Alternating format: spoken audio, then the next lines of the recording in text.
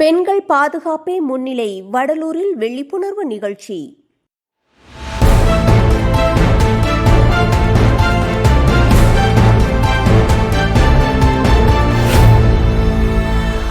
Power சமூக இயக்கம் சார்பில் நடைபெற்ற மகளிர் தின விழிப்புணர்வு நிகழ்ச்சியில் சிறப்பு அழைப்பாளராக வடலூர் எஸ்டி ஈடன் பள்ளி தாளாளர் சுகிதா தாமஸ், சிதம்பரம் காவல் நிலைய உதவி ஆய்வாளர் ஜெரினா, மருத்துவர் நந்தினி மற்றும் ஆசிரியர் சுகன்யா கலந்து கொண்டு சிறப்பித்தனர்.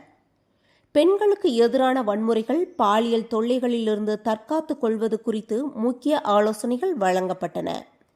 மேலும் சமூக வலைதளங்களை பாதுகாப்பாக பயன்படுத்துவது, பெண்களின் உடல்நலம் குறித்து விழிப்புணர்வு ஏற்படுத்தப்பட்டது.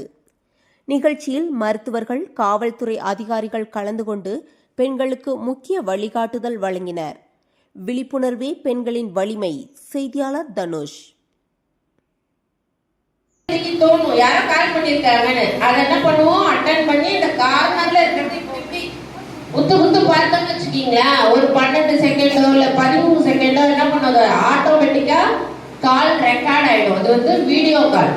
ஆக்சுவலா அது வீடியோ கால் நமக்கு கால் வரும்போது தெரியாது. அந்த அளவுக்கு யாருமே வீடியோ சைபர் கிரைம் நாலேஜ்லாம் கிடையாது. நார்மலா ஒரு கால் வரும், அந்த காலை நம்ம அட்டன் பண்ணோம் அப்படின்னா அட்டன் பண்ண உடனே கார்னர்ல ஒரு ஃபேஸஸ் தெரியும். அந்த ஃபேஸ் யாருன்னு நீங்க கண்டுபிடிக்கிறதுக்காண்டியுமே உங்களுக்கு ஆட்டோமேட்டிக்கா இம்பார்ட்டண்டா வந்து சொல்லணும் அப்படின்னு சொல்லிட்டு இருக்கேன். அது வந்து நான் படிச்சதுல இருந்தும் நான் பார்த்ததுல இருந்தும் உங்களுக்கு என்னுடைய அறிவுக்கு எத்தனைதான் உங்களுக்கு சொல்றேன், உங்களுக்கு புரியலான்னு பாருங்க. சரிங்களா? பொதுவா ஃபர்ஸ்ட் குழந்தைங்களுக்கு வந்து காய்ச்சல் இருக்குது, இருமல் இருக்கு, சளி இருக்கு, வீட்டுல வந்து மருந்து மாத்திரை வந்து கொடுக்குறேன், நெக்ஸ்ட் வந்து பார்மசி போறேன், அங்க வந்து ஒரு 2 வேலைக்கு வந்து மாத்திரை கொடுத்தாங்க, அதை வந்து போட்டேன். இதுதான் ஃபர்ஸ்ட் வந்து எந்த பேரண்ட்ஸ் வந்து எங்ககிட்ட வந்தாலும் சொல்ற முதல் இதுதான். இல்லைங்க நான் வீட்லயே கொடுத்துட்டேன், நான் வந்து பார்மசில கொடுத்துட்டேன். உண்மைக்குமே நான் அதை வந்து சப்போர்ட் பண்றேங்க. ஏன்னா உணவே வருது, அது வந்து இப்பவும் உண்மைதான். சரிங்களா? வீட்டுல நீங்க வந்து கஞ்சி காய்ச்சி கொடுக்குறது தனியா உட்காந்து பேசினேன்